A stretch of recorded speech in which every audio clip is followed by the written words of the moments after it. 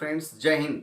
मैं SSP from pharma and leadership academy और आज हम बात करेंगे बायोजेनेसिस ऑफ एल्केलाइड्स के बारे में।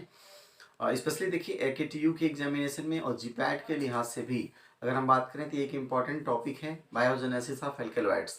तो आइए सिंपल वे में हम शुरुआत करते हैं ताकि जो भी मार्क्स में पूछा जाए तो आप इजी लैंग्वेज में इसका जवाब दे पाएँ। तो बने रहिए हमारे साथ, लाइक कीजिए, शेयर कीजिए, सब्सक्राइब कीजिए। हाँ, बेल आइकन प्रेस करना मत भूलिएगा ताकि आपको अपडेट्स मिल सकें। तो आइए हम बायोजेनेसिस ऑफ एल्केलॉइड्स के बारे में पढ़ते हैं। पहले हम जानते हैं एल्केलॉइड्स क्या होते हैं। जैसा कि आप प्रीवियस क्लास में पढ़ चुके हैं, alkaloids are secondary metabolites. Okay, और सेकेंडरी मेटाबोलाइट्स के लिए बिल्डिंग ब्लॉक कौन प्रोवाइड करता है? Primary metabolites. ठीक है, तो alkaloids are secondary metabolites, number one. Number two, it is nitrogen containing compound, basic in nature. ये लाइन जरूर लिखिएगा। इसके बाद हम बात करते हैं तो आपको हम बता दें, एक ट्रिक आप याद कर लीजिएगा। उस ट्रिक का नाम है, जैसे जनरली किसी का नाम ओम प्रकाश होता है तो हम ओपी बोलते हैं, और एक गोरखपुर से गाड़ी चलती है उसका नाम एलटीटी। तो आप ये समझ लीजिए ओपी एलटीटी एक साथ लर्न कर लीजिएगा, ओपी एलटीटी। ठीक है ना। अब देखिए ओपी एलटीटी क्या होता है। तो O for ornithine, P for phenylalanine, L for lysine, T for tyrosine and again T for tryptophan. तो ये अमीनो एसिड्स के नेम हैं, और ये जो अमीनो एसिड्स हैं they act as precursor for alkaloids. तो हम देखेंगे कि इन प्रिकर्सर से कैसे एल्केलॉइड्स बनते हैं, ताकि आप यूनिवर्सिटी एग्जामिनेशंस में या आपके जीपैट में भी जो क्वेश्चन हो तो वो भी हम आपको साथ में बताएंगे।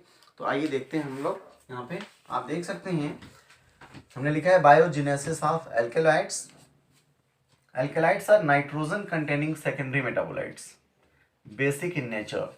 Alkaloids are mainly synthesized from amino acids in plants. और अमीनो एसिड किस पाथवे से बनते हैं? तो जनरली हम बात करें तो सिक्मिक एसिड पाथवे से बनते हैं। ठीक है, और आप देख सकते हैं यहाँ पे सिक्मिक एसिड पाथवे। जैसा कि मैंने बताया शॉर्ट में आपको कैसे समराइज करना है, चार्ट फॉर्म में आप बना सकते हैं। बायोजेनेसिस ऑफ एल्कलॉइड्स का मैंने चार्ट बनाया है, ये आप देखिए शॉर्टकट ट्रिक मैंने दिया है OPLTT। O for ornithine, P for phenylalanine, L for lysine, T for tyrosine, T for tryptophan. तो आप यहाँ पे देखिए हमने चार्ट फॉर्म में बनाया है। जैसे ऑर्निथिन से स्टार्ट करते हैं हम लोग।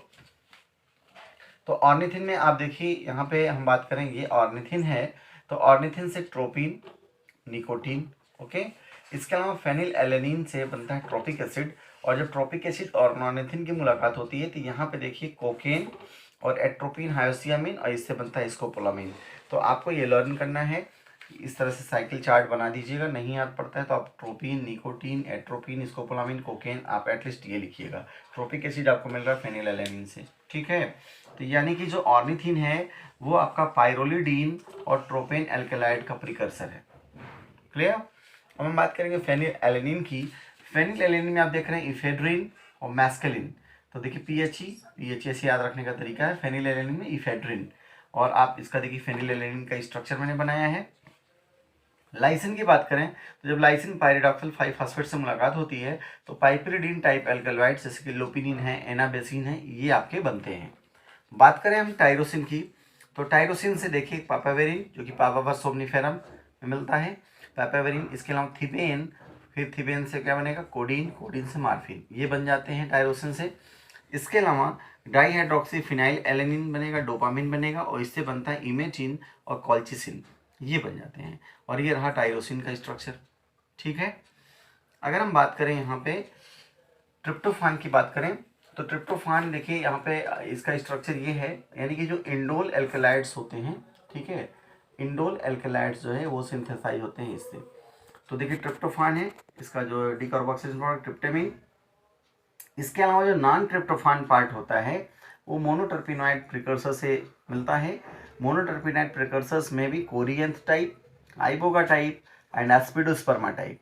तो ये जब आपका ट्रिप्टामिन और आपके मोनोटर्पिनॉइड प्रिकर्सर मिलते हैं अब in presence of dimethyl allyl pyrophosphate DMF, तो बनता है जैसे क्या क्या बनेगा? स्ट्रिक्नीन बन जाएगा, सरपेंटीन बन जाएगा, रिजरपीन बन जाएगा, और एक प्रोडक्ट बनेगा डीमैट, डाईमिथाइल एलिल ट्रिप्टोफान।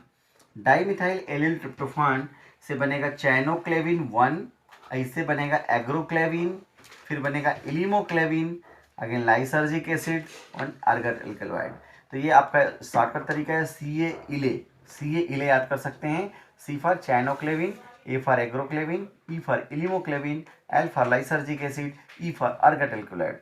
यहाँ पे देखिए क्वेश्चंस क्या क्या इंपॉर्टेंट है, आप अगर ये चार्ट बना देते हैं you will get full marks. और देखिए ये आपका ट्रिप्टोफान हो गया इंडोल एल्कलॉइड्स का, और ये आपने देख लिया ये पाइरोलिडिन ट्रोपेन एल्कलॉइड्स का हो गया।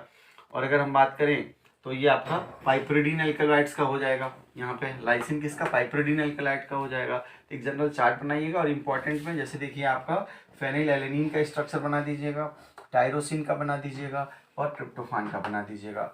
और आपने पाथवे में देखा था डाइमिथिल एलिल पायरोफॉस्फेट का स्ट्रक्चर बना दीजिएगा। ठीक है, तो अलग से क्वेश्चन में क्या पूछा जाएगा, बायोसिंथेसिस ऑफ लाइसर्जिक एसिड भी पूछा जाएगा, तो आप यहाँ से एक्सप्लेन कर सकते हैं। ठीक है, और यहाँ पे आपके और भी क्वेश्चन जीपैट के भी मिलेंगे आपको। तो ये रहा आपका बायोजेनेसिस ऑफ एल्केलॉइड्स। तो अभी आपने देखा बायोजेनेसिस ऑफ एल्केलॉइड्स में मेन जो 3 बात याद रखनी है, एक नाइट्रोजन कंटेनिंग, ये सेकेंडरी मेटाबोलाइट है, बेसिक इन नेचर है, और OPLTT, O for ornithine, P for phenylalanine, L for lysine, T for tyrosine and T for tryptophan. Tryptophan का इंपॉर्टेंट है क्योंकि लाइसर्जिक एसिड ट्रिप्टोफान से मिल रहा है, इंडोल एल्कलॉइड से बनते हैं।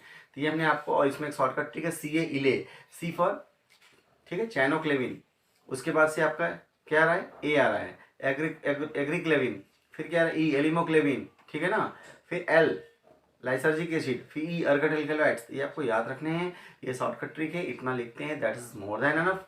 बाकी की कोई प्रॉब्लम्स होती है कमेंट सेक्शन में लिखिएगा। आगे की वीडियोस में फिर मुलाकात होगी कुछ नए टॉपिक के साथ, तब तक के लिए बने रहिए। ठीक है, थैंक्स फॉर वॉचिंग, जय हिंद।